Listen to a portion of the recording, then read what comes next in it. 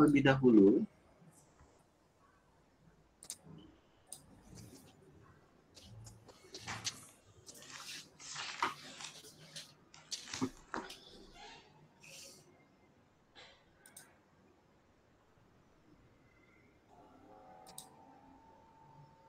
Oke. Tampilan saya terlihat jelas ya, teman-teman? Terlihat, Bapak. Oke, baik. Sebentar. Ini gimana nih?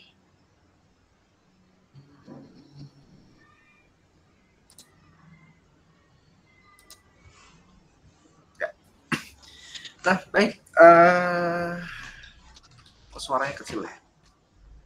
Ya, oke. Seperti saya sampaikan tadi bahwa di kuliah Fisiologi 2 ini saya akan menyampaikan materi tentang muskuloskeletal.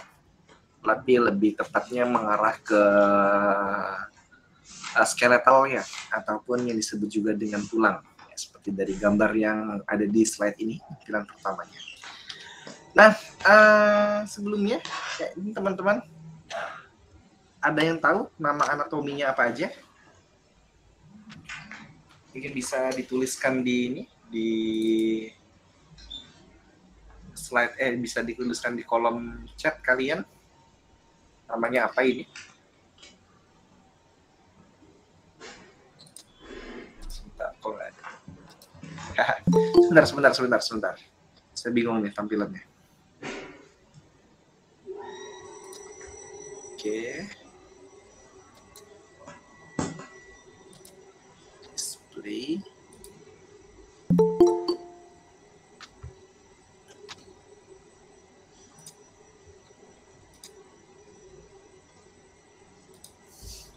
Bisa dituliskan di kolom chat kalian.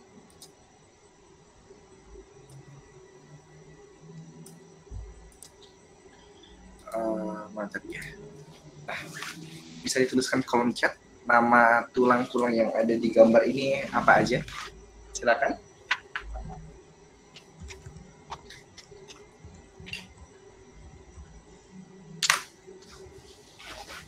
Ada yang tahu nama-nama tulangnya? Belum ada yang di kolom chat terisi.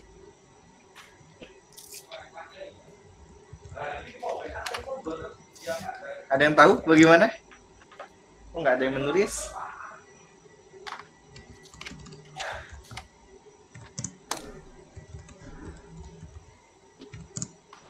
Ayo, sebelum saya bertanya langsung kepada salah satu mahasiswa. Oke, baik. Di sini sudah ada jawabannya.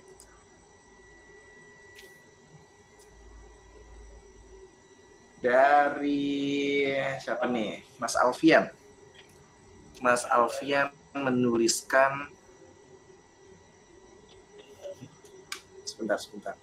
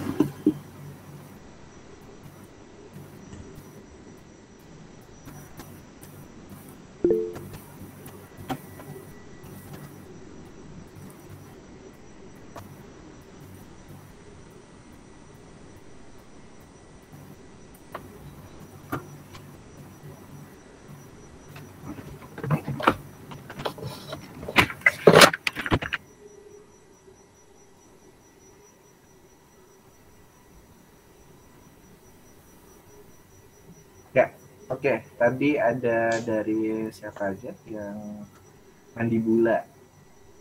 Ada mandibula. Mandibula yang ada di mana, Mas Alfian? Mas Alfian? Mandibula di rahang bawah, Pak. Oke, ada di rahang bawah. Baik. Lalu ada lagi dari Mbak Widya. Mbak Wilda. Banyak banget jawabannya. Ada femur, ya, oke, di sini femur. lalu ada tibia, fibula,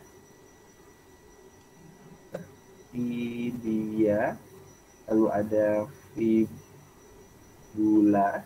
lalu ada apa lagi? Humerus ya.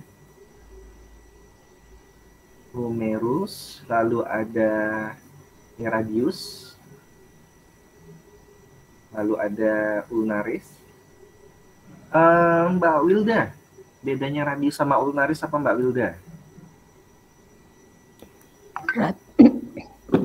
Radius agak besar, kalau ulna kecil.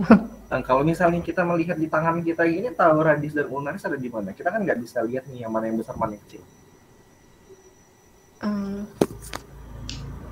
Gimana? Radius yang sebelah kiri. Radius yang apa?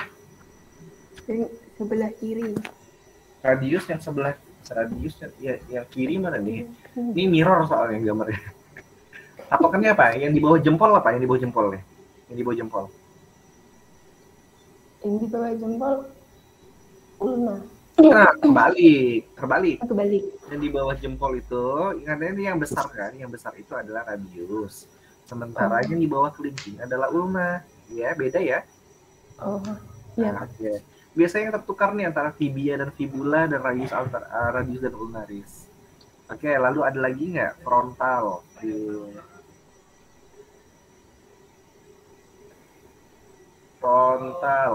Lalu apa lagi? Temporal. Tadinya nulis frontal Pak, makanya cerita. Terus apa lagi? Di sini ada apa? Yang ada di sini nih? Sternum Pak. Sternum. Ada yang tahu yang lain lagi? Sternum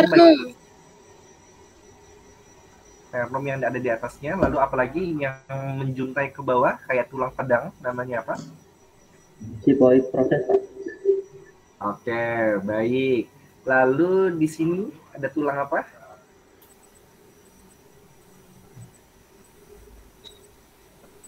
Oke, di sini ini ada tulang apa? Apa? Ilum. Ya, ada banyak tulang di situ. Ada Pubis. Oke. Pubis. Nah. Lalu kalau di sini namanya apa? Karpal. Kalau di atasnya namanya apa? Metakarpal. Kalau yang di ujung namanya apa? Oke. Kalau saya menunjuk di sini saya ganti warnanya jadi warna biru. Nah, di sini ada tulang namanya apa? Nasal. Baik. Lalu saya menggaris biru di sini namanya tulang apa?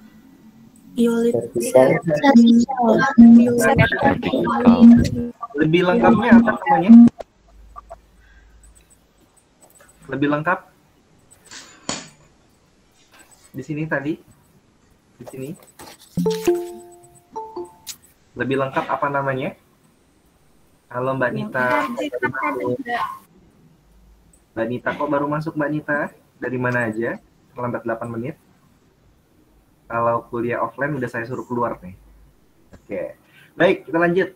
Di sini apa? Tadi lebih lengkapnya apa? Ada yang jawab cervical tadi. Tapi lebih lengkap. Vertebra cervical. Vertebra cervical. Lalu di bawahnya ada apa? Thoracal. Lebih lengkap dong. Vertebra thoracal. Lalu di bawahnya lagi ada apa? Berlumbar. Paling pojok ini Sakrum. sakrum, vertebra cervical, vertebra thoracal, vertebra lumbal sama sakrum. Kalau vertebra cervical dia ada berapa ruas? 7. Kalau thoracal ada berapa? 12. Lalu kalau misalnya lumbal ada berapa? 5.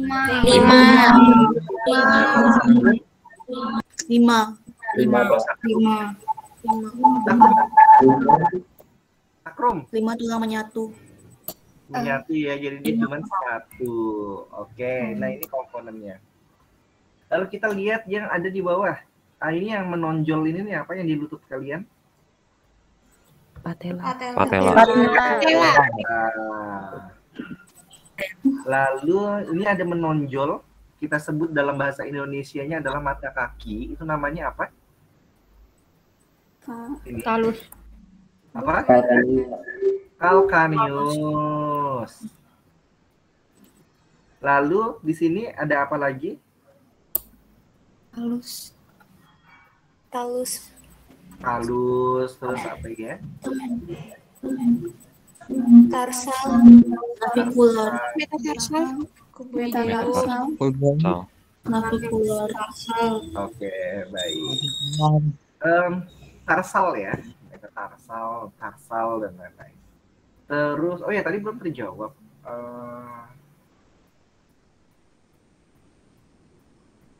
Bentar, mana lagi ya? Oh iya, di pojok sini ini ada yang menonjol di tulang paha. Namanya apa? Trochanter mayor. Trochanter. Baik. Oh iya, ini belum ya. Ini tadi belum terjawab ya. Ada suatu tonjolan di kanan dan di bagian luar dan bagian dalam. Namanya apa? Namanya? Kalau calcaneus kan itu tulang yang ada di bawah. Tapi ada kalau misalnya teman-teman mempalpasi atau pegang di atas telapak kaki kalian itu ada yang menonjol atau namanya mata apa namanya? Mata kaki ya, mata kaki. Nah, itu namanya apa? Nama lain dari mata kaki. Malleolus. Iya Pak Wahyu, terima kasih. Oke, baik. Lalu kita bahas tentang regio. Ya. Kita bahas tentang regio sekarang. Tadi sudah ada ini regio. Ada namanya. Kalau di bagian kepala ini regio apa namanya?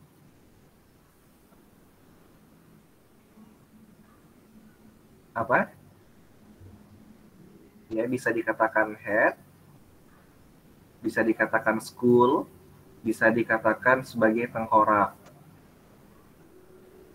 Kalau jadi misalnya dikatakan tengkorak ini hanya bagian atas. Lalu ada bagian vertebra. Lalu ada bagian ekstremitas atas. Lalu ada bagian ekstremitas bawah. Lalu kalau misalnya kita membahasnya joint itu apa? Joint, Joint. Sendi. Ya. Sendi dalam bahasa lainnya kita sebut juga dengan artikulasio. Oke, baik. Paham ya artikulasio? Artikulasio atau kita sebut juga dengan yang namanya sendi. Tapi sendi itu banyak sekali nama-namanya. Kalau misalnya kita menyebutnya di sini, bisa saja kita sebut juga dengan elbow joint. Ya. Elbow joint.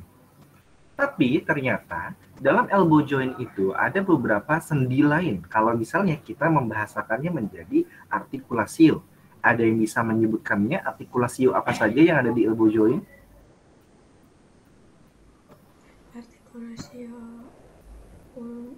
Ayo, ada bisa menyebutkannya? Udah dikirimkan ya videonya kemarin? Bagaimana cara mengetahui sendi? Sudah. Jadi gimana nih? Di elbow joint ada beberapa sendi. Monggo silakan.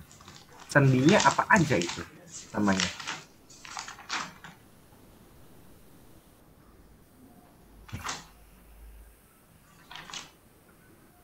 Ayo apa? Proximal radio ulna joint. Oke, baik, terima kasih. Namanya proximal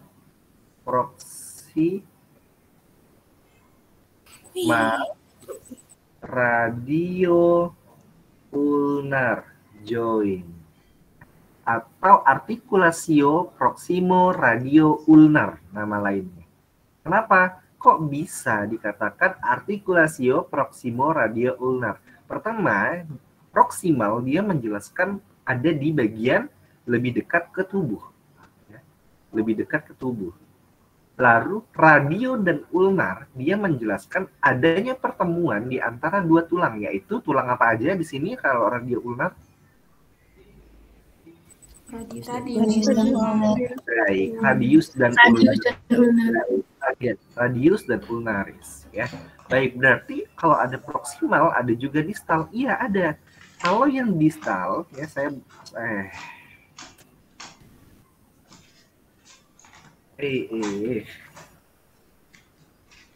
saya berikan warna hijau. Kalau yang distal radio ulnar dia ada di sini. Kenapa? Karena dia ada di sisi distal. Oh, selain ini apa lagi? Selain proxima radio ulnar yang ada di elbow joint. Radio humeri. Radio humeri, benar sekali ya. Berarti dia menemukan antara tulang apa dengan tulang apa? Radius dan Baik, radius sama humerus. Jadi arti sendi di sini adalah pertemuan antar dua tulang. Jadi kalau misalnya dia cuma satu, dia belum dikatakan sebagai sendi. Maka sendi itu adalah minimal adanya dua pertemuan tulang. Namanya apa? Namanya tergantung dari nama tulang yang berhubungan. Oke? Lalu kalau misalnya di lutut, ya, di regio lutut, berarti ada sendi apa aja? Patella femoral. Patelo femoral. Apa nih? Hubungan antara apa dengan apa? Patella dan femur. Menghubungkan antara tulang patella dengan tulang femur. Terus apa lagi? Tibiofemoralis joint. Tibiofemoral. Tibiofemoral. Oke. Tibiofemoral menghubungkan antara tibia dengan femur. dengan femoris. Terus apa lagi? Aduh. Terus apa lagi?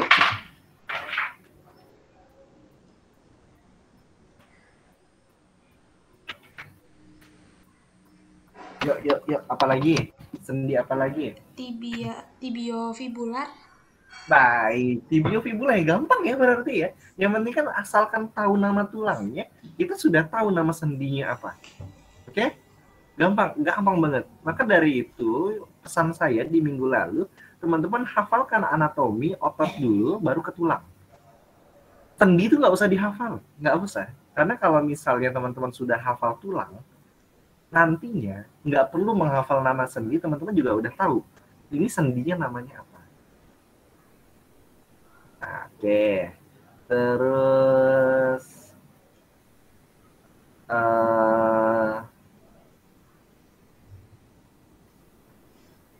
nah kalau yang di sini shoulder joint ya, shoulder joint, tapi itu dalam bahasa Inggris. Tapi kalau misalnya kita menggunakan bahasa ilmiah, kalau dari definisinya, joint itu adalah pertemuan antara dua tulang. Berarti kalau misalnya di shoulder joint ini, dia punya sendi apa aja? Artikulasionya apa aja? Artikuloglenohumeral. Glenohumeral. Loh, kenapa kok ada glenohumeral namanya? Gleno itu apa? Apakah ada tulang namanya gleno?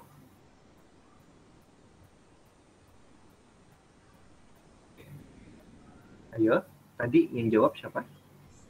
Mbak Irviana kalau nggak salah. Irviana. Bukan saya, Pak, yang jawab. Oh, Mbak. Ya. Siapa tadi yang jawab? Mbak Irviana kan? Benar? Atau yang lain? Mbak Keisha. Iya, Mbak Keisha. Kenapa Mbak Keisha? Kalau nggak salah itu melekat di bagian gleno di clavikula. Jadi ada bagian tulang namanya glenoidale. Nah, glenoidale itu adalah seperti mangkok yang dia tidak di klavikulanya, tapi dia berdiri di tulang sendiri. Ya memang sih dia ada di ujung dari klavikula, tapi ada juga klavikul glenoidale lagi. Jadi glenoidale itu adalah mangkok yang nantinya ada kaput femur, kaput humeri. Kaput humeri kan bentuknya bulat gini ya, lalu ada mangkok. Nah maka itu shoulder joint dikatakan juga sebagai ball and socket. Kalau tahu ya, pernah dengar ya ball and socket, kalau jenis dari tulang, jenis dari sendinya. Nah jenis-jenis sendi saya rasa juga udah teman-teman ketahui nanti terutama di mata kuliah biomekanik. Oke, ini coretannya udah banyak. Jadi pada prinsipnya sebenarnya sederhana, teman-teman hanya cukup menghafal anatominya saja terlebih dahulu untuk tulang. Nanti berikutnya nama sendi dia akan mengikuti dengan gampang. Baik, ini yang lagi-lagi adalah anatomi dari tulang. Ada beberapa komponen dari tulang. Yang pertama, ya, yang paling pojok ini ada yang berwarna putih, ya. Saya beri warna hijau ya di sini ya. Nah, ada yang tahu ini apa? Lalu ada juga yang di bawah. Nah, oke, namanya apa ini?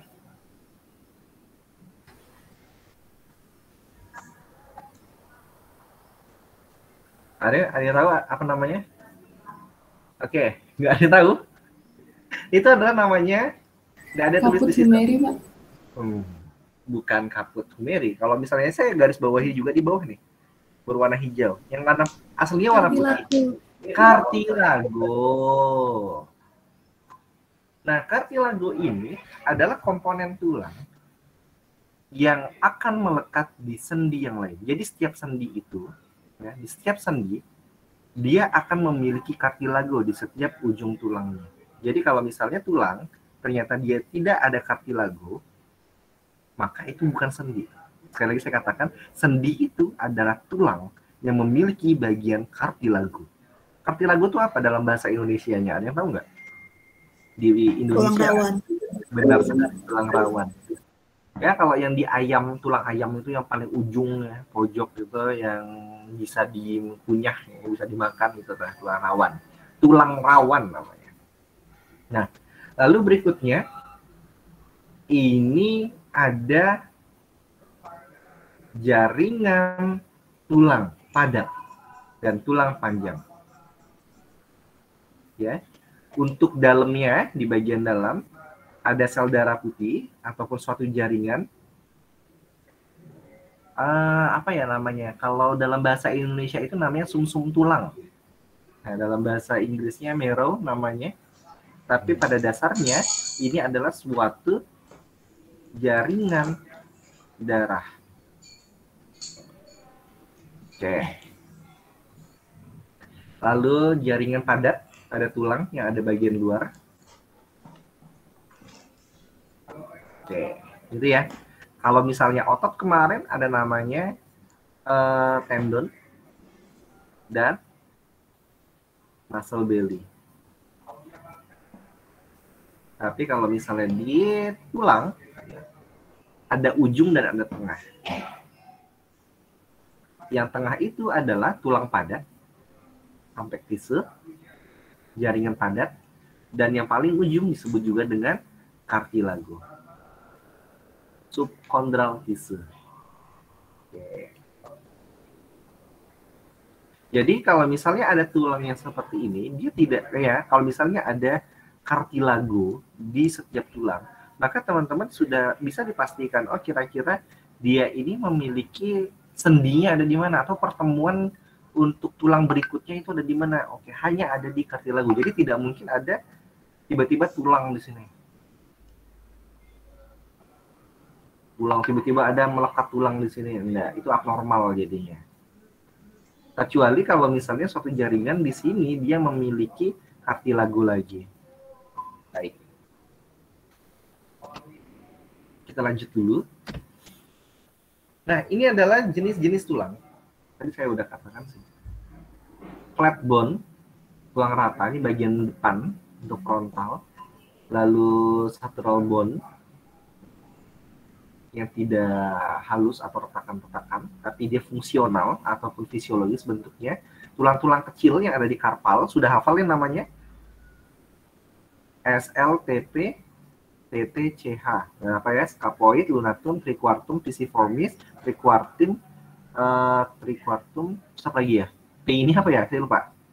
Triquartum, Trapezius. Trapezoid. trapezius ya. Trapezius, SLTTC, Kapitum. kapitatum, ya. Kapitatum. Amatum. Keren. Lebih hafal daripada saya, Bang. Lalu ada irregular bone yang bentuknya tidak cantik ya, tidak simetris. Namanya adalah vertebra. Dia tadi ada vertebra cervical, vertebra thoracal, dan vertebra lumbar. Lalu berikutnya ada sesamoid bone, ini patella, cuma seperti bundalan kecil. Yang sering disalahkan kalau misalnya tulang lututnya terbentur, suka gegar otak atau lupa ingatan, yang sering kami hitamkan. Lalu ada tulang panjang. Nah, tulang panjang ini terdiri dari femur, lalu ada radius, lalu ulnaris, lalu ada humerus, lalu ada tibialis. Oke, baik, itu tulang-tulang panjang. Lalu berikutnya ada suatu istilah disebut juga dengan yang namanya distal. Tadi mungkin saya udah katakan namanya distal. Masih ingat yang namanya distal itu apa? Ada yang ingat? Ada distal, ada maksimal, ada medial. Gimana? Distal itu apa? Menjauh dari tubuh. Menjauh, oh ya, posisi ya. Posisi anatomi yang jauh dari pusat tubuh. Lalu kalau misalnya proksimal, apa itu proksimal? Posisi anatomi mendekat Dekat ya. seperti Dekat pusat tubuh. Kalau medial apa? terpusat menuju ke garis Bagian tengah. Tengah. Lalu ada istilah lain yang belum saya tuliskan, namanya superior. Ini apa? sebelah atas. Atas. Atas. Lalu ada inferior. Bawah. Bawah. Lalu ada mayor. Mayor itu apa? Mayor itu apa? Kalau ada mayor, dia ada minor. Besar. Apa itu? Mayor? Besar Lebih rendah. atau jelas? Ini bukan musik ya. Nanti ada C mayor, C minor, G minor, C A minor, D minor ke G itu lagu jadinya ya. Beda ya. Jelas, besar atau jelas atau depan atau luar. Banyak definisinya. Minor kebalikannya. Berarti dia lebih kecil, dia lebih tidak jelas. Kalau di depan berarti minor itu ada di belakang. Lalu kalau misalnya mayor itu ada di luar, berarti minor itu lebih di dalam. Lalu apa lagi ya? Apa lagi ya? Kayaknya udah deh. Kalau untuk gerakan udah tahu lah ya, yang namanya fleksi, ekstensi, abduksi, ekstensi. Udah tahu ya? Oke, baik. Ini yang saya lihat cuma Mbak Aprilianti nih. Mbak Aprilianti mengangguk-ngangguk, berarti yang lain juga paham nih seharusnya. Oke? Oke ya? Yang lain gimana? Mengangguk juga? Oke. Saya rasa untuk posisi ini teman-teman juga udah paham. Ini tinggal ujian nih minggu depannya berarti. Ya, oke, lanjut. Ini adalah struktur untuk tulang yang mengalami perpatahan. Ya, namanya fraktur. Jadi kalau misalnya di patologi yang di minggu lalu ada di otot ya, nama patologinya apa aja kalau di otot, masih ingat? Kita review sebentar. Patologi yang ada. Strain, terus apa lagi? Weakness. Weakness, terus apa lagi? Terus apa lagi? Kontraksi. Baik. Nah, kalau misalnya tulang, sebenarnya dia ada dua istilah. Ada fraktur dan ada juga dislokasi. Nah, ini yang berbeda. Ini kalau misalnya di ankle atau di telapak kaki atau di pergelangan kaki, dikatakan semuanya adalah keseleo. Baik itu permasalahan pada tulang, baik itu permasalahan pada otot, baik itu diagnosanya adalah fraktur, baik itu diagnosanya ada dislokasi, semuanya adalah keseleo. Nah, ini yang teman-teman sebagai fisioterapi ya minimal lah paradigmanya juga harus diubah untuk di lingkungan sekitar kalian. Jadi kalau misalnya patologi pada tulang itu ada dua, yaitu fraktur sama dislokasi. Permasalahan utamanya ya, fraktur itu adalah patah tulang. Nah, kalau dislokasi itu adalah sendinya lepas atau tidak beradanya posisi tulang di tempat yang sebenarnya. Nah, jadi beda. Kalau patah ya patah gitu ya. Patah itu adalah komponen dari tulangnya yang patah. Tapi kalau misalnya tadi dislokasi ya dia ada sendi gitu ya. Misalnya ada sendi. Nah, dia tidak berada pada posisinya. Nah, bisa aja sendinya itu ada di sini. Nah, jadi tidak di tempatnya. Oke. Untuk patahan, ini setidaknya ada 5 jenis untuk tahapan pertama yang teman-teman harus pahami. Yang pertama adalah transverse. Jadi patah tulang transverse ini adalah patah tulang yang hanya lurus aja ke area horizontal dari bentuk tulang. Dan itu baik bisa full, patah tulangnya full, ataupun hanya patah tulangnya sebagian. Penuh ataupun hanya sebagian. Lalu ada patah tulang yang stres. Nah, ini harus ada tindakan bukan gips ya.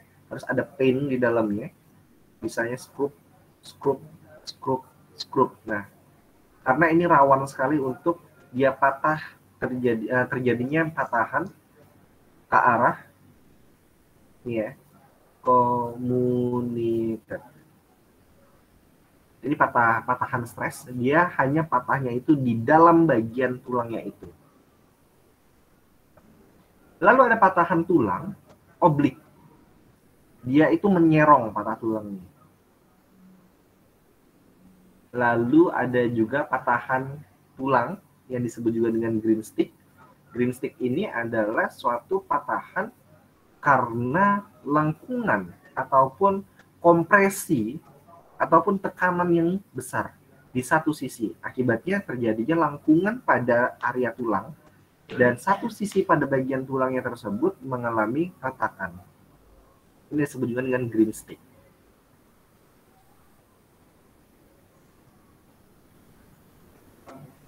Ya, lalu ada berikutnya, komunitas. Ada suatu kondisi patah tulangnya ini, dia lebur, hancur. Ya, ini memang kalau nggak dilakukan operasi, kalau operasinya gagal, ya mau nggak mau orang tersebut harus diamputasi pada bagian ini.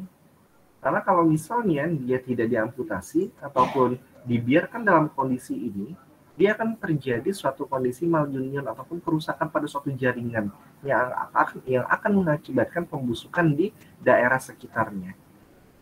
Nah, setidaknya ada 5 gambaran dari fraktur pada tulang panjang. Ini baru 5. Sementara nanti ada fraktur lain lagi, mungkin di mata kuliah patologi muskuloskeletal ya, nanti di semester depan di BK 1. Nanti ada istilah lainnya yang namanya kayak Montegia, lalu ada fraktur Coles, lalu ada fraktur Galeazzi, dan fraktur-fraktur lainnya. Banyak sekali fraktur. Paling enak yang mana? Nggak ada. Fraktur nggak ada yang enak, nggak ada yang tidak enak. Semuanya tidak enak juga. Oke? Sampai di sini ada yang mau ditanyakan terlebih dahulu, teman-teman? Silakan. Belum ada? Enggak, silakan yang mau bertanya. Pak, izin bertanya. Gimana Mbak Isya? Kalau retak itu termasuk bagian faktor yang mana?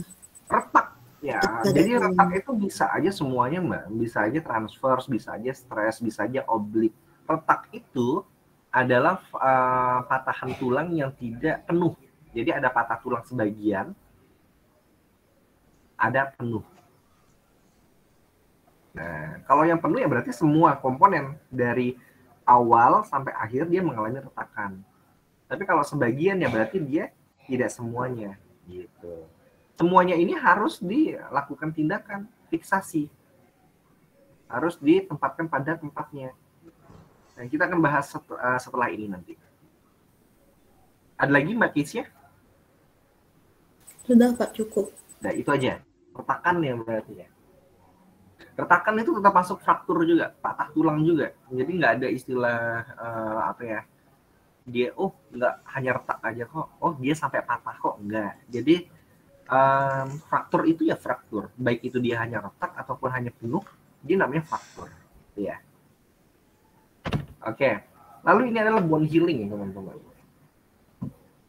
Bone healing ya, bone healing bukan mental healing ya. Kalau anak-anak Jaksel kan aku stres harus mental healing biar enggak retardation mental gitu ya. Biar gitu bahasa-bahasanya anak gaul sekarang, tapi ini adalah bone healing. Nah, jadi healing itu bukan hanya untuk mental aja, tapi tulang pun juga ada fase healing, fase recovery. Ini yang menyebabkan seseorang tersebut kok dia cepat sembuhnya, kok dia lama sekali sembuhnya. Kenapa? Sembuh itu dinyatakan seperti apa sih? Oh, dia 1 minggu udah sembuh.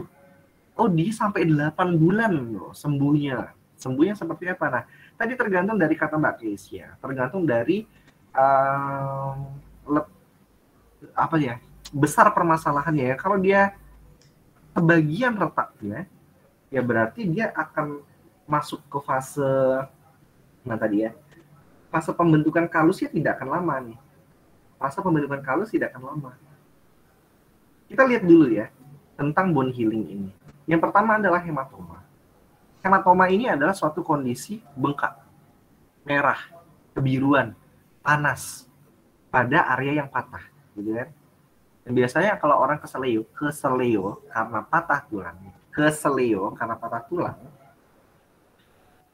dia akan terjadi pembengkakan pada suatu areanya tersebut, misalnya yang ada di ankle. Maka ankle-nya tersebut dia akan memerah atau membiru, lebam, lalu dia akan menjadi panas, hangat, lalu membesar gitu ya. Itu adalah fase hematoma. Hematoma ini terjadi 1 kali 24 jam.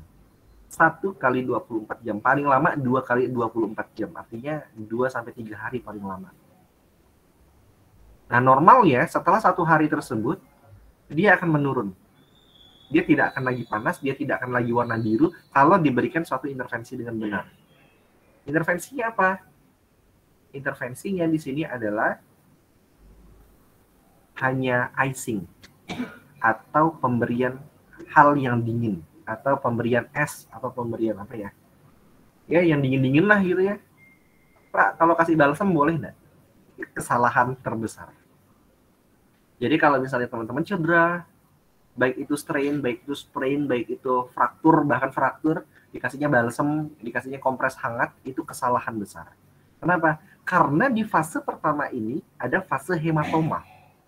Fase hematoma ini adalah inflamasi. Inflamasi itu apa? Pembuluh darah menjadi membesar. Pecahnya pembuluh darah. Pembuluh darah membesar karena dia mengalami pecahan. Akibatnya apa? Panas pada area tersebut. Akibatnya apa lagi? Kemerahan. Membesar. Kalau misalnya kita memberikan heating atau memberikan panas-panas, dia akan terjadi vasodilatasi. Tahu lah ya vasodilatasi ya? Vasodilatasi, lalu ada vasokonstriksi. Ada yang tahu nggak ini? Tahu kan ya? Tahu nggak? Serius sih saya nanya nih. Tahu nggak? Vasodilatasi dan vasokonstriksi nggak tahu? Oke. Vasodilatasi Nggak tahu ya? Serius nih? Kalau nggak tahu saya jelasin. Kalau tahu ya berarti saya next. Tahu, Pak. Tahu. Ada yang nggak tahu?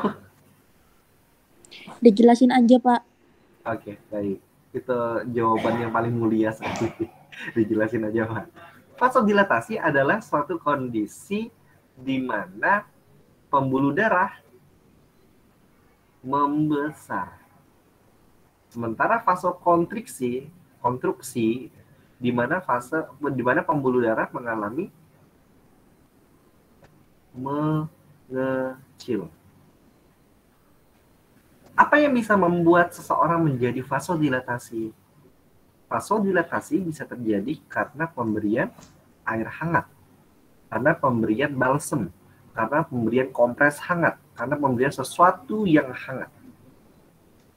Sementara vasokonstriksi adalah suatu kondisi di mana pembuluh darahnya mengecil karena pemberian es, karena pemberian sesuatu yang dingin. Hematoma formation atau inflamasi ini terjadi karena ada suatu pecahan dari pembuluh darah. Kalau misalnya kita membuat fase hematoma ini, terjadi vasodilatasi juga. Apa yang akan terjadi? Yang terjadi adalah bengkaknya yang semakin lama. Ya, bengkaknya yang semakin besar. Kemerahan yang semakin lama. Ya, seharusnya yang dia sudah masuk fase kalus, dia tertunda fase kalusnya. Maka dari itu saya katakan, fase hematoma atau inflamasi paling lama adalah 2 kali 24 jam. Kalau misalnya dengan pemberian es. Tujuan utamanya adalah menghentikan penyakit. Lalu masuk fase kedua, munculnya jaringan fibros. Adanya fibros dan kartilage, pembentukan fibros pada tulang-tulang. Dan awal dari pembentukan kalus. Kalus itu apa? Kalus itu adalah ibaratnya sebuah lem. Jadi yang tulang ini awalnya patah. Dia harus tersambung.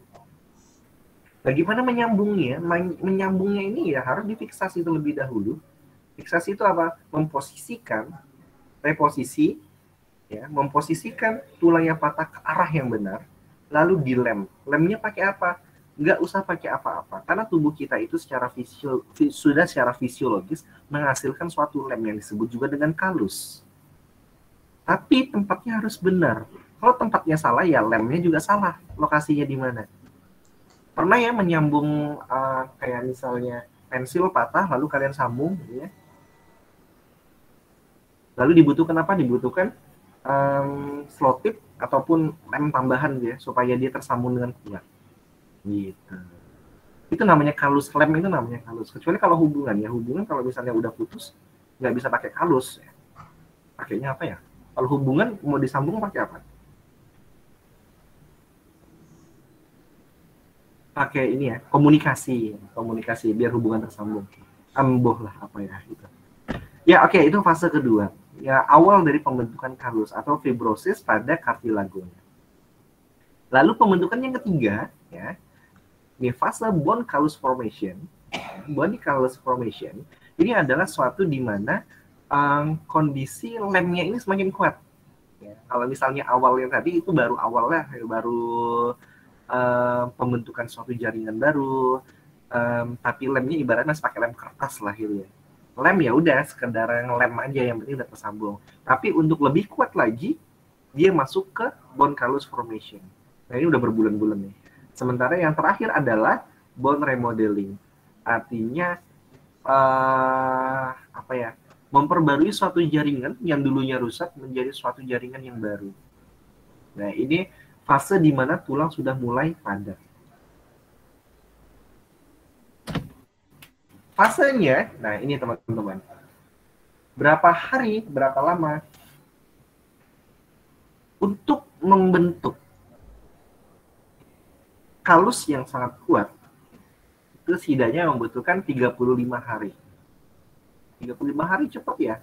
1 bulan sebenarnya. Tapi ibaratnya lagi,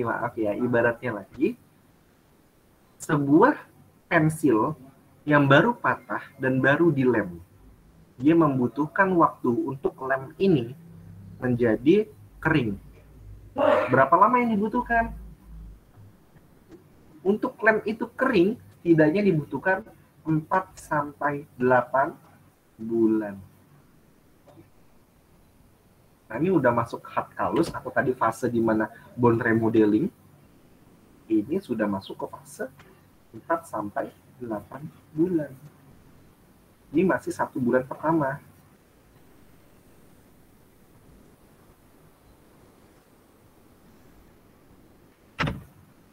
Ini fasenya, tadi ada hematoma. Kalau di teori ini dia menjelaskan 3-5 toleransi kalau tidak diapa-apakan. Tapi kalau misalnya intervensi yang cepat, di icing cepat ya, ini sebenarnya cukup dengan 2 kali 24 jam. Lalu tadi masuk ke fase soft kalus. Ya, kalus pembentukan pertama, ada fibrous tissue juga, pembentukan suatu jaringan yang baru. Lalu ada hard kalus. Lalu yang terakhir adalah remodeling. Yang terjadi, inilah gambaran yang terjadi kalau misalnya tulang itu tidak direposisi dengan benar. Yang pertama adalah malunion, yang kedua adalah non-union. Oke, teman-teman, kira-kira dari 2 gambar ini, yang normal yang mana? Malunion atau non-union? Saya ulangi pertanyaannya. Kira-kira dari 2 gambar ini, yang normal yang mana? Ya, apa? Kayaknya nggak ada, Pak. Oke, benar. Nggak ada yang normal. Dua-duanya patologis. Malunion ini adalah suatu kondisi di mana reposisi salah. Sebenarnya ini patahan, dan yang ini adalah ini patahan 1 dan ini patahan 2. Ya harusnya lurus. Tapi malunion itu terjadi seperti ini. Dia tersambung, tapi hanya sedikit saja dia tersambung.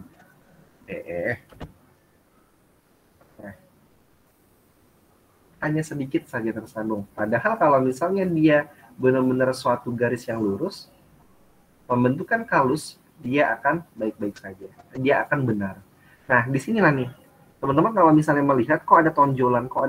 Ini adalah kalus yang tidak pada posisinya. Ibaratnya kayaknya lemnya berlebih. Karena apa? Posisinya tidak benar. Jadi kalau pembentukan kalus, itu pada suatu area, itu disebut juga dengan taji baru. Itu bisa terjadi pada calcaneus, pada teman-teman ya. Kalus pada calcaneus, ya.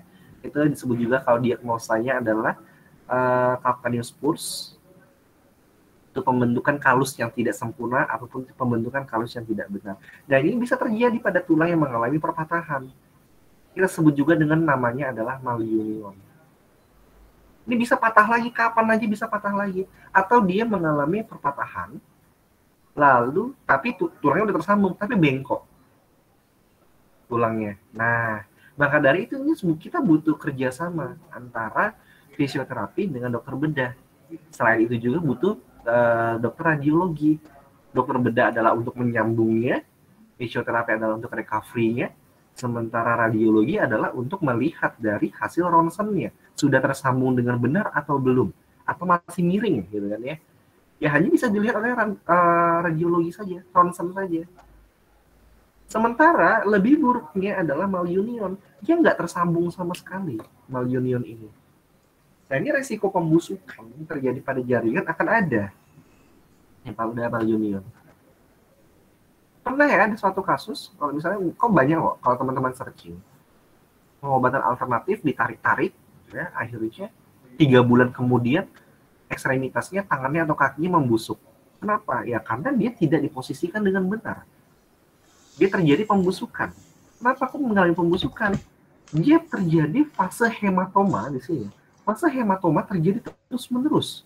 Yang awalnya tadi toleransi sampai 5 bulan, kalau saya toleransi sampai 24 bulan, tapi 24 jam ya, 24 jam, tapi dalam karena dia selalu ditarik-tarik terus sama maaf, pengobatan alternatif. Padahal ini adalah kondisi fraktur, dia ditarik dan tidak diposisikan dengan benar, artinya fase inflamasi ini terjadi berbulan-bulan, setidaknya 3 bulan. Dan tidak masuk ke fase pembentukan jaringan. Ini terjadi apa? Membusuk jaringannya. Kenapa? Pembuluh darahnya terus mengalir, pembuluh darahnya terus pecah.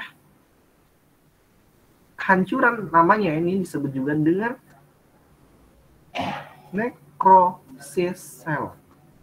Nah, itu kalau misalnya jaringannya dia yang awalnya biru, lalu lama-lama dia menghitam, terus membusuk. Nah, itu necrosis cell. Ada jaringan apa? Pada jaringan otot dan tulangnya. Dan ini harus diamputasi. Kalau terjadi non-union kayak gini, udah harus diamputasi. Oke? Ada pertanyaan? Materi saya selesai ternyata sampai sekarang. Sampai ini, untuk tulang. Silakan, ada pertanyaan? Kita masuk ke sesi diskusi.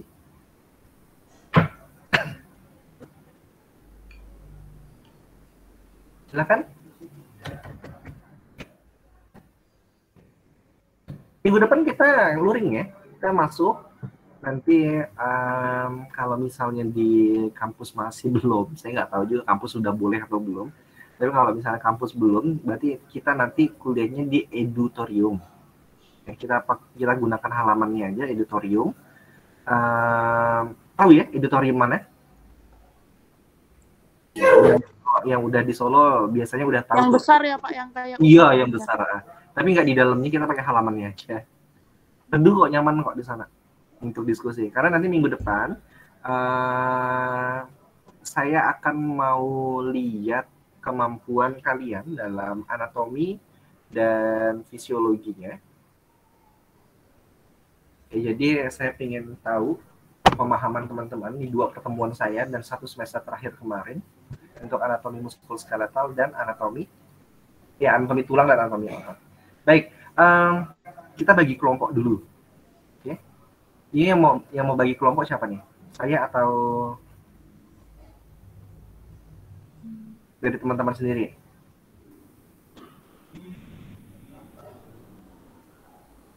Dari kita sendiri aja, Pak. Dari kalian sendiri? Oke. Kalau ada yang minta dari kalian sendiri, saya mau buat sendiri aja deh kelompoknya. Jadi, kalian punya NIM lah ya. Punya NIM kan? Punya Pak. Ada NIM 1 sampai NIM 10 gitu ya. Ya. Oke, jadi ya kalian gunakan NIM-nya, kelompok kalian itu adalah berdasarkan NIM. Yang angkanya belakangnya misalnya 0, berarti 1 tim semuanya.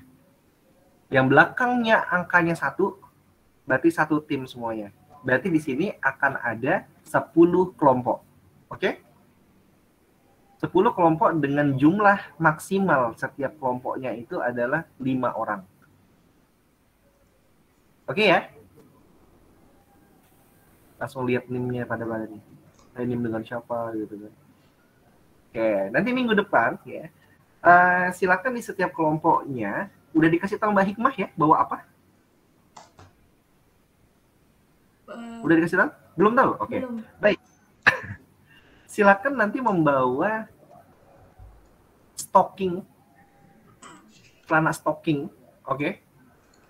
Apa sih namanya celana stocking? Bener nggak sih? Bener nggak sih namanya? Bener ya? Celana yang ketat itu. Nah, oke, tahu ya? Tahu nggak? Okay. Itu Pak, yang warnanya stocking atau legging Pak? Stocking. Oh, beda ya. Yang warnanya putih atau warnanya kuning atau krem, yang pokoknya cerah lah. Oke? Warnanya apa? Yang transparan itu Pak. Yang warna kulit stocking Pak. Kulitnya yang warna kulit, benar-benar yang warna kulit. Nah, oke ya. Yang warna kulit, bawahan dan atasan. Kalau misalnya atasan nggak ada, silakan cari kaos polos lengan panjang berwarna putih. Oke? Bawa 1 aja, 1 kelompok bawa 1 aja. 1 kelompok bawa 1 aja. Nah, mungkin dari sini teman-teman udah tahu nih kira-kira mau ngapain nih kita minggu depan nih. Udah tahu ya? Oke, jadi nanti silakan per kelompok. Nanti di minggu depan kita akan menggambar badan kalian masing-masing. Ya, jadi di baju itu nanti bajunya dipakai sama stocking ya tadi namanya ya, stockingnya dipakai nanti. Lalu kalian menggambar yang mana namanya tulang radius, mana tulang ulnaris, yang mana oke, jadi digambar di baju itu. Oke. Kalau bisa yang bajunya muat sama si cowok. Jadi yang pakai bajunya nanti cowok. Oke? Pak, kelompok saya nggak ada cowoknya, ya udah resiko. Oke? Ada lagi? Ada pertanyaan buat minggu depan? Ya artinya memang minggu depan saya pinginnya itu sebenarnya ya kalau bisa di lapangan ya lapangan aja sih. Karena kalau bisa pakai kelas terlalu sempit, nggak nyaman juga buat teriak-teriak. Ya teriak bukan berarti kesurupan gitu ya, enggak. Maksudnya diskusi gitu. Oke, ada pertanyaan teman-teman? Silakan. Udah pada di Solo ya? Kalau udah di Solo, silakan cobain kulinernya. Lalu jalan-jalan ke Tawamangu. Udah? Lalu di daerah Klaten juga banyak pemandian mata air. Silakan ke sana. Kalau mau mendaki, silakan, itu ada 3 gunung yang ada di sekitar Solo. Silakan didaki. Mumpung belum kuliah ini ya, mumpung belum kuliahnya insentif sekali. Nanti kalau udah kuliahnya padat, kalian masuk dari jam 7, pulang sampai malam nanti. Jalan-jalan lah. Oke, masih 1 minggu ini kok. Ada pertanyaan nggak teman-teman? Silakan. Pak, izin bertanya, Pak. Berarti itu nanti kita pakainya dari rumah atau nanti kalau dari sampai kampus, Pak? Mas, logika aja deh Mas. Kamu pakai motor dari kos lalu ke kampus dengan pakaian ketat kayak gitu dari atas sampai bawah. Itu nggak sampai 1 hari, dalam hitungan jam itu udah ada di Solo Info itu Mas nanti Mas. Udah ada di IG Solo Info atau berita itu. Nggak masih buat dobelan gitu, Pak. Oke, jadi bebas lah mau di itu apa yang namanya stockingnya ada di luar baju atau di dalam baju terserah Mas. Mau di luar baju pun nggak apa-apa, yang penting bawa aja. Karena target saya adalah setidaknya teman-teman udah tahu yang mananya otot ini atau tulang ini. Jadi saya belum bagi untuk yang mana nanti dapat tulang dan dapat otot ya. Nanti silakan dipelajari dan pada saat ini hari apa sih? Selasa depan, Selasa ya benar ya? Hari Selasa depan kalian nggak boleh pakai buku sama sekali. Jadi benar-benar tinggal gambar dan menulis aja di baju itu. Oke? Jadi benar-benar nggak pakai buku. Nggak boleh ada catatan, handphone juga disimpan. Kecuali kalau udah selesai boleh lah, mau foto-foto terserah. Oke? Gimana Mas Tri? Baik, Pak. Terima kasih. Udah di Solo Mas Tri? Sudah, Pak. Atau memang orang Solo? Enggak, saya asli Brebes. Udah di Solo dari semester 1. Daki Gunung Lawu, itu seru banget loh. Udah pernah mendaki Gunung Lawu? Belum Mumpung pernah, Pak. Mumpung ada waktu loh sekarang. Karena nyesel nanti kalau udah lulus, ada 3 gunung di sekitar Solo tapi belum pernah didaki, nyesel banget itu nanti. Oke, ada pertanyaan lain tadi selain dari Mas Tri?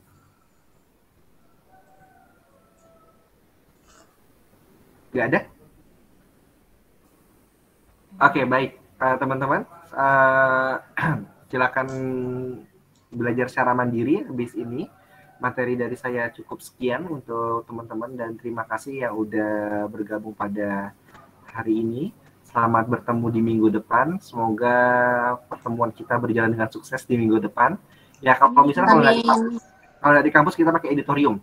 Pokoknya saya udah ngebet pengen ketemu sama kalian. Wajib pokoknya minggu depan itu offline.